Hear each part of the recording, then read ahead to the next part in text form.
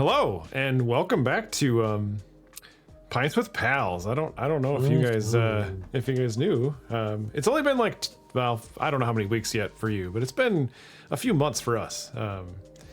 We took our time and we wanted to do season 2 correctly. It's the same thing. As you may or may not remember, I'm joined with Jeremy and Jason. I have a new shirt though. Yeah, that's Oh, nice. new shirt. Nice. And we're going to try and do things a little bit differently this time.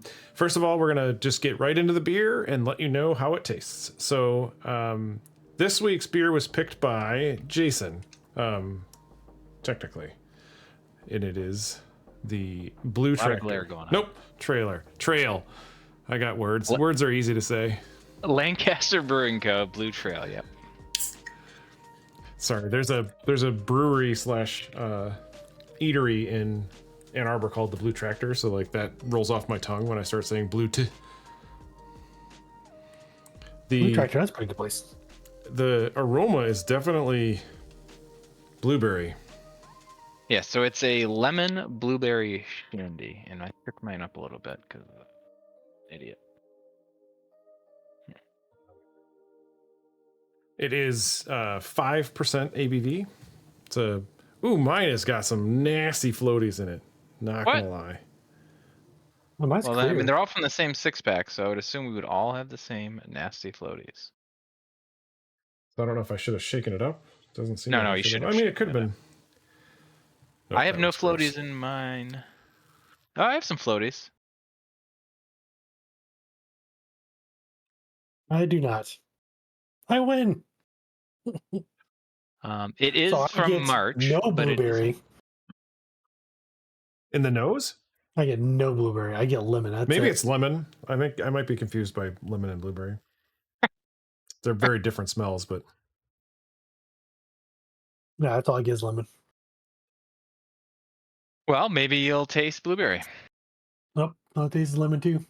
No. I mean, it's refreshing. It's very crisp. it does. I feel like it has a blueberry. It's like it was packaged near blueberries. I think a blueberry walked by and wafted at the beer.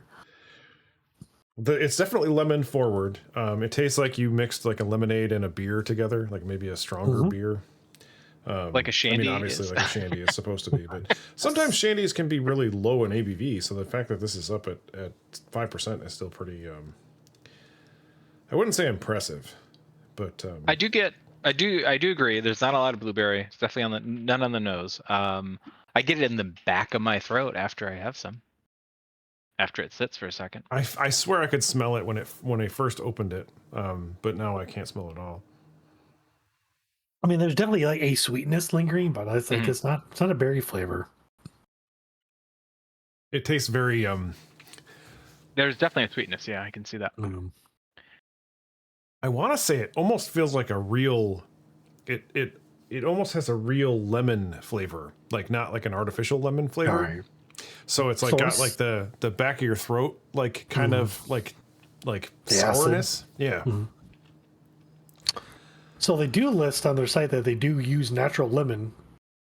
So maybe that's probably why. But I'll say blueberry flavor, so I assume that's just gonna be extract. Yeah. Otherwise, I feel like it probably gets lost potentially. Mm-hmm.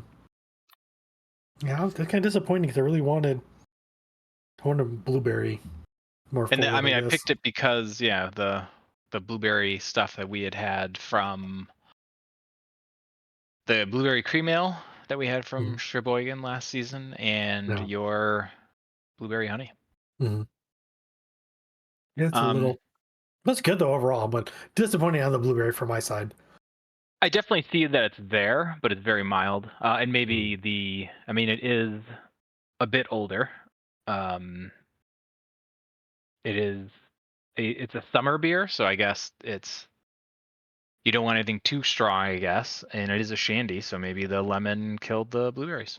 This is our first Pennsylvania beer, isn't it? It might be.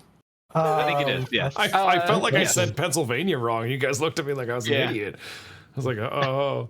It's called Because I want to say Pensacola. What are you talking Pittsburgh all the about? time. I'm like, Pittsburgh. Like, no, that's Yeah, not this the is state. on the Lancaster's on the other side of the state from Pittsburgh, so it's south of Philly. I think. Oh gosh. But that's it. It's Amish country out that way. One of our friends lives out there. It's not south of Philly. So our first Okay, impressions. middle state. What are you guys giving it? Like out of like if I would drink it again, like you mean out of what?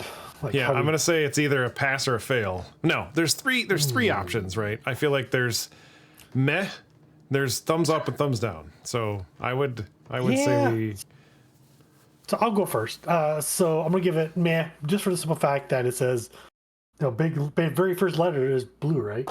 So I was expecting blueberry, then like a lemon acidic-y, kind of flavor, stuff like that. No blueberry smell, no blueberry flavor from what I have.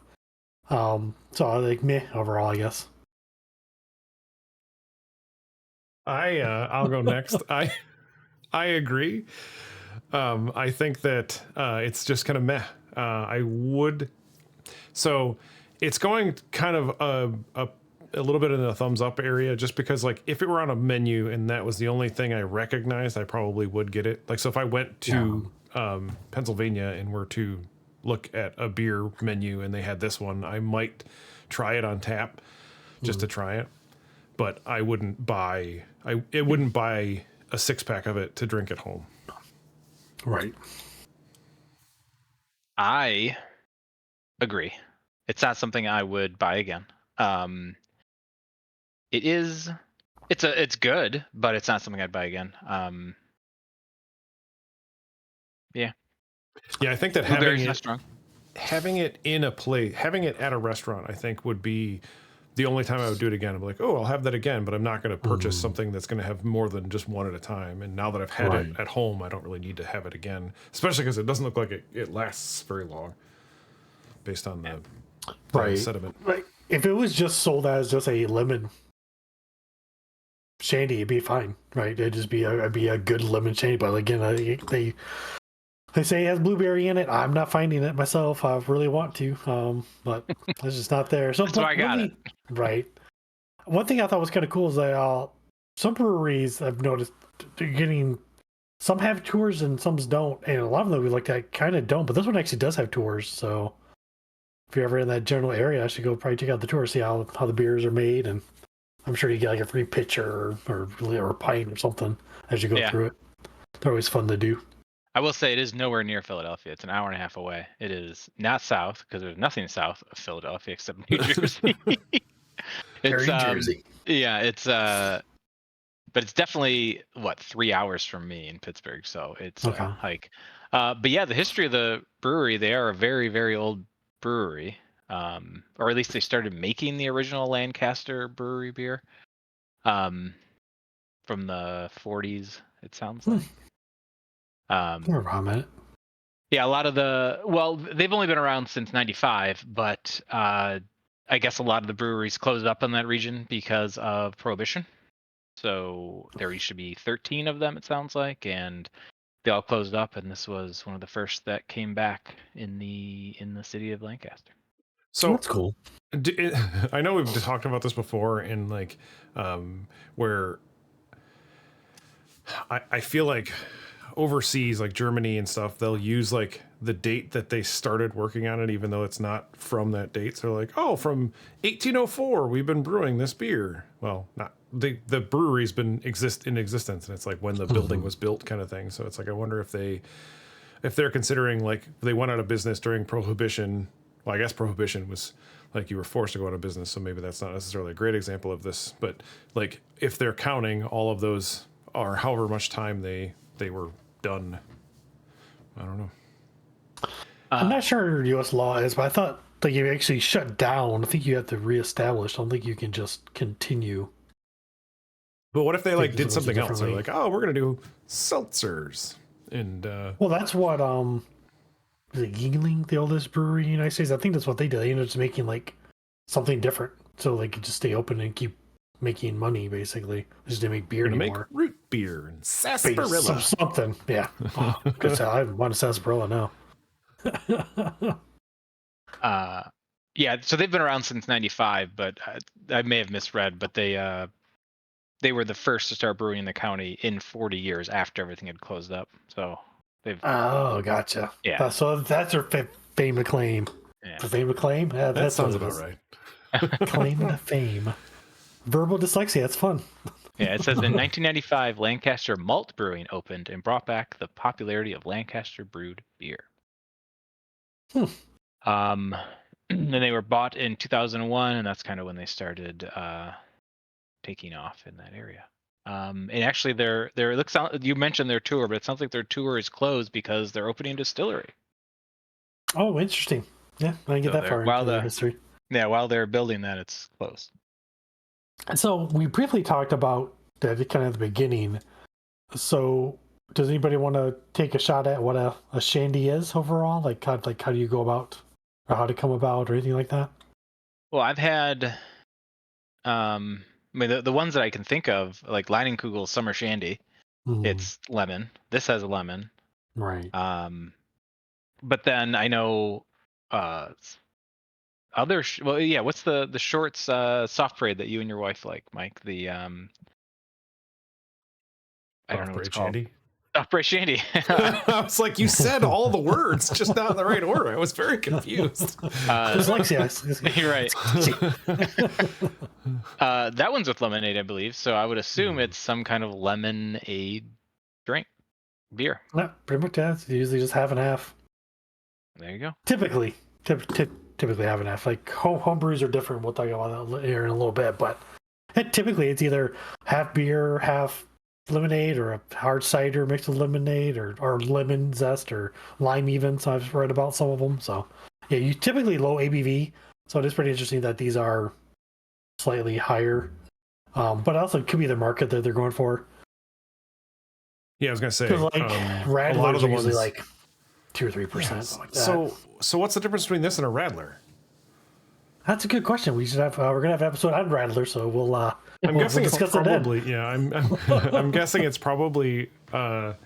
It's probably that it's actually lemonade, not like a spiked version of lemonade or a spiked version of their beer. So I know my wife got when we were in when she lived in France for a while, she would get something called a snake bite, which was their cider mixed with a beer, which was weird, but it just kind of Bud Lighted a beer, like a German Pilsner or whatever, into like a normally sweet kind of like Bud Light flavored beer, where it had a little bit of sweet flavor to it. So it kind of knocked down all the harshness of the other beers. So something that we didn't do or haven't done yet, and we've been off for quite a while, is our weekend. So our weekend is a little bit of a wild card here, and Jason can kind of fill us in as we go. But what was your weekend like? My weekend, our weekend, in a more condensed, and we could probably spread it out throughout, but. Yeah, so I went to the other side of the pond. I went to Serbia and Spain, specifically Mallorca. Drank a lot of beer. I sent a lot of pictures. I think I tried to post as much as I could in the Pints with Pals Discord. So if you aren't in it, join it so you can see those pictures. But yeah, they're very interesting. As Jeremy pointed out, some of the beer, like I would post pictures and he would say, "Oh, I'm noticing a trend," because a lot of the beers there are the same. They haven't changed in a while. But I did find a few, American style breweries, Dogma and I forget the other one from Spain, start with an A. But yeah, they were brewing West Coast IPAs and New England IPAs even. So it was interesting to see that, and the flavors were quite different than the ones that I enjoy here. And it was all good. I had one bad beer. I had a beer with the first time I had a beer was served to me with ice. Yeah, I can't. I'm trying to think of what else. Ate a lot of food. Mm-hmm. Drank a lot of beer. Awesome. Sounds like any kind of good vacation. Great. What about you, Jeremy? What have you been up what to? I do? Oh gosh, let's see. I've brewed. Let's see. Since last week, put 2 beers. Definitely 1 beer and hop water. Hop water. I think you did 2 because I probably did 2. 'cause Well, the yeah, I one did that- 2 because 1 turned out bad, so I didn't dump it. I got like a really weird rubber kind of flavored. So it was it isn't all flavor. You don't want a beer, so I rebrewed it, and it turned out phenomenal. And it's a British Golden Ale. It's so good. Oh, it's so good. I've drank so much of it already.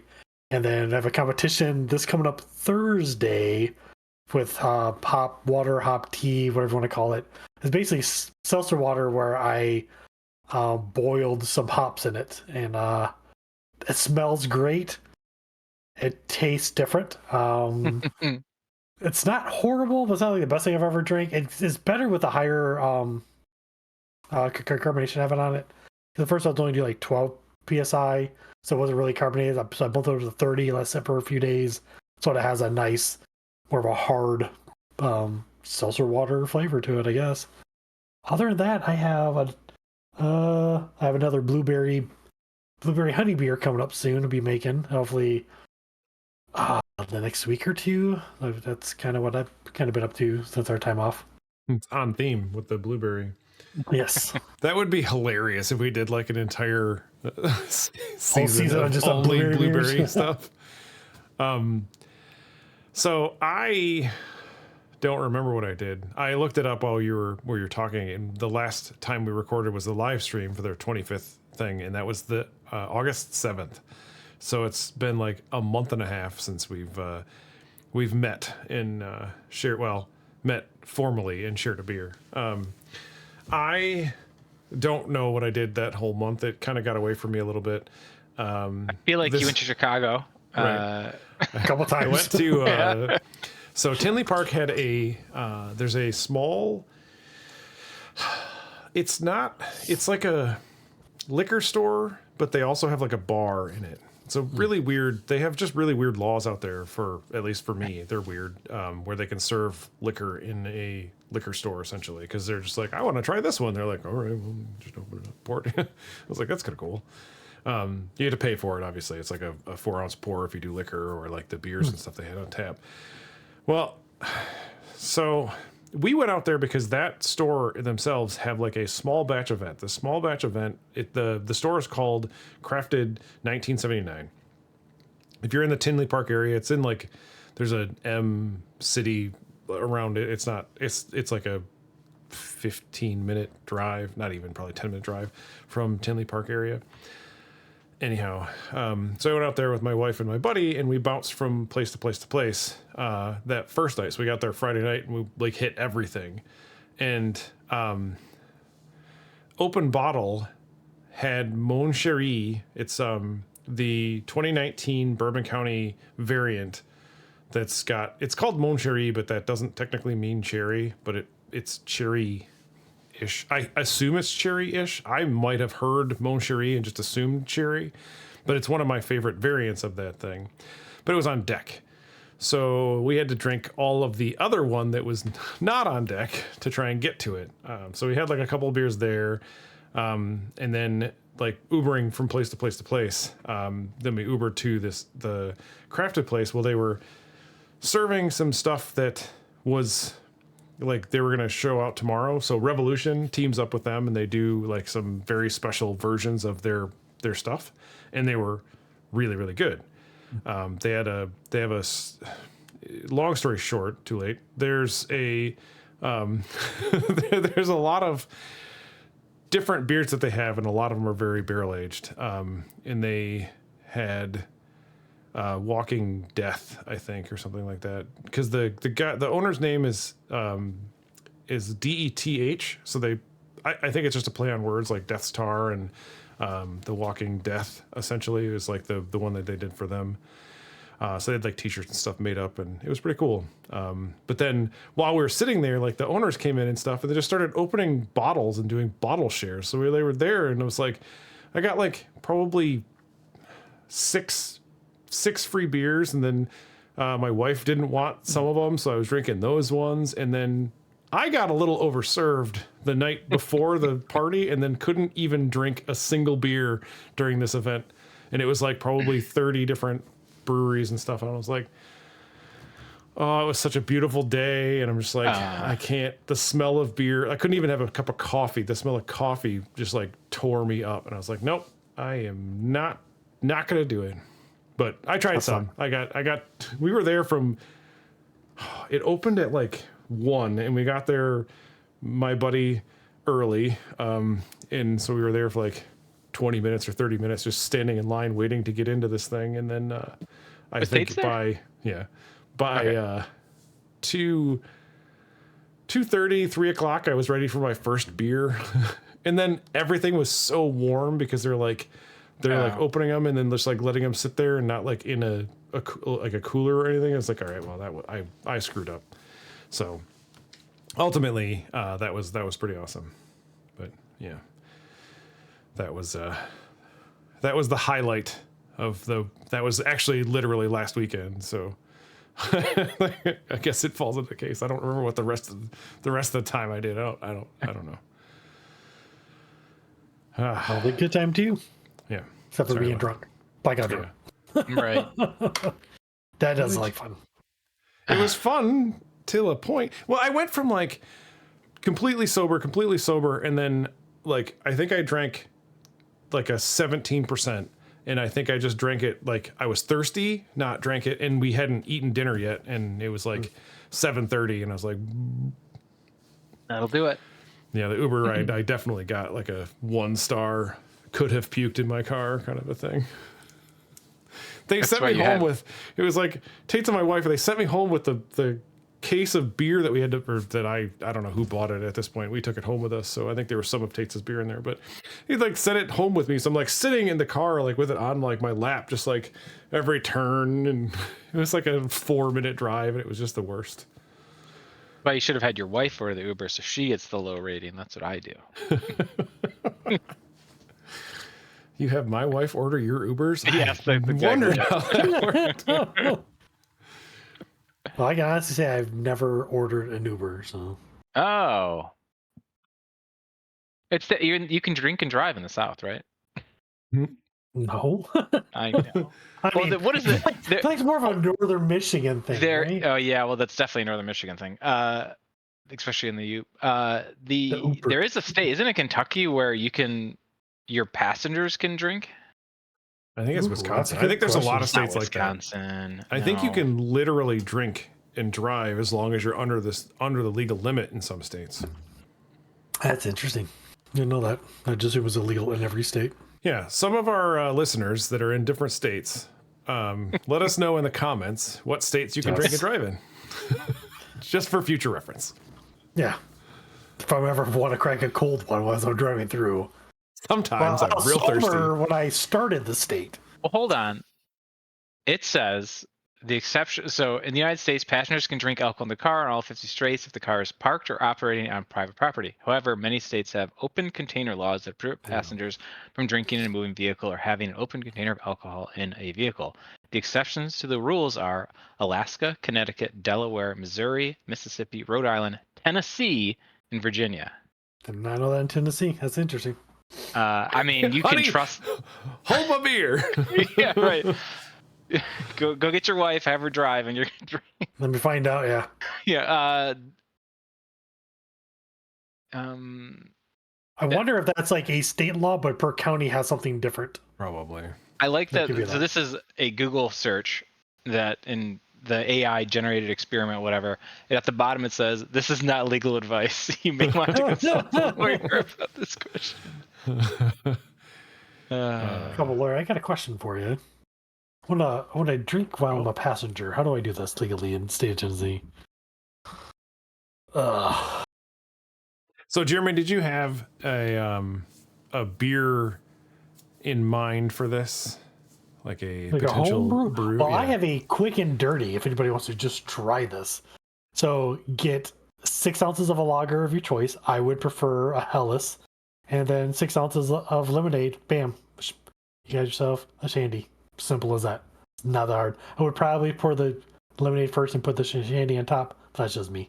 I think you just have a flat beer if you do it the other way. But I actually have a real recipe. It's really simple. It's I'm just gonna round up these numbers so it's just easier. So I'd probably get like 5 pounds of Pilsner malt, 5 pounds of wheat. To get only hop addition you need is crystal hops, and that's just for the bittering. And then you can use 12 grams of crystallized lemon. For those that don't know what crystallized lemon is, it's lemon zest or whatever oils that are cold pressed and then crystallized. So basically, Mike likes this stuff. It's called true lemon. That's basically crystallized lemon. That's what that stuff is. So you can use that. Yeah, that's all it is. And then for hops, you could use USO5, which is my favorite go-to ale hop, or the hop yeast. Or you could use the Y yeast 1010, which is a liquid yeast. So it's a really simple recipe, really not that hard. But I would probably just mix it myself. That'd be just a lot easier. That's what I was going to ask. I was going to ask if you would even bother doing it, or if you would just make a good lemonade and then add it to one of your beers. Mm-hmm. You won't get the ABV though, I guess, but I feel like in the summertime you don't really want that though. No. Like this would be a good summertime beer, I think, if it were lower ABV. Paula Deen has a phenomenal lemonade. If you ever want to look up a really good homemade recipe. If you don't want to do a crunchy, it's got to look crunchy, sorry. Country time lemonade. Yeah, well, that's what the bottom of my cup looked crunchy.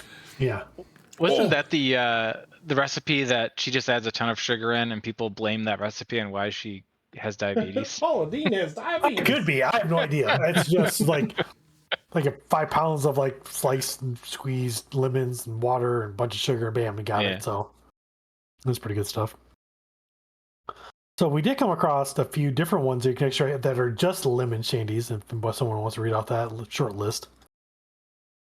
Shock Top has a lemon shandy. Kugels has a lemon shandy. Goose Island's lemonade 312. 312 is their 312. Don't say 312. That confuses them. Yeah. Because it's their probably area makes code. them angry. It does. It really, really, and they gave me like an IPA when I ordered the 312 shandy, and they're like, "Nope, here's your IPA, no refunds." I'm like, because I guess I didn't think about it that it was their area code. So like, you don't say your area code in like 2-digit numbers. You would say it in like 312. It's like 313 is Detroit, which is weird that Chicago is 312 because they're one less than Detroit. Pittsburgh's 412. So Tennessee's 423. Oh. So when I grew up, just going back to this, make the short and quick. So when I was growing up in Flint, my zip code or area code was 313, and then sometime in the mid 80s or something like that, I became 810. Yeah, and it's not 810, it's 810. Oh, we always said 810. Yeah, it was 810. That's what everyone I knew personally, that's what they called it. Yeah, mine. Well, I moved from Brighton to Howell, but mine was 810, mine was 313, then 810, and then 517, I think, in Howell. But cool. So, do you guys feel like it's changed at all since we're getting to the wrapping up point of this episode? Do you feel like your beer has changed? Do you smell anything different? Would you change it? Jeremy. No. It tastes very lemony. I don't taste any of the sweetness is gone. No, it's more acidic. Yeah. I would have said it's more sweet to me, which is weird. It's probably those crystal chunks at the bottom. Yeah, you had some chunks in yours. Yeah, I mean, this is brewed in March. We're drinking it, last year. No, it's not that old. March 2023. Yeah. Oh my gosh, no way. Mine says 22. Mine says 3/31/22. Then I bought us some old beer. No wonder the blueberry fell off. maybe we should try another batch of this. So they brew it. They start brewing in March. We'll try it again. Or they actually make other versions of this. They make a raspberry version. Maybe we try that. Ooh, Maybe we can raspberry. redo this episode at the start of next season when Right. it comes out When with it's nice and a fresh. fresh batch. I will find where I bought this from. Yeah, I would give it a sideways thumbs. I'm gonna give it a thumbs up. I want to try it again though, because I feel bad that it's apparently about a year and a half old beer. Thank you, Pittsburgh beer distributor. So it's got a 1 out of 3 pails. Not bad. All right, so Well, actually, it's a 2 out of 3 pails technically, because if it's a half and a half is 1, so 2 out of 3 pails. Recommend. there you go. That's a good rating. Well, I think that did you have something to say? Sorry. Okay. And I was gonna say on that note, I wanted to say thank you for tuning in, and don't forget to have some pints with your pals. Please drink responsibly. And if you can like, comment, subscribe, join the Discord, reach out to us, let us know what you'd like us to do. That'd be great. Thanks. Cheers. Cheers. Jeremy, drink all of us. Yeah, I did.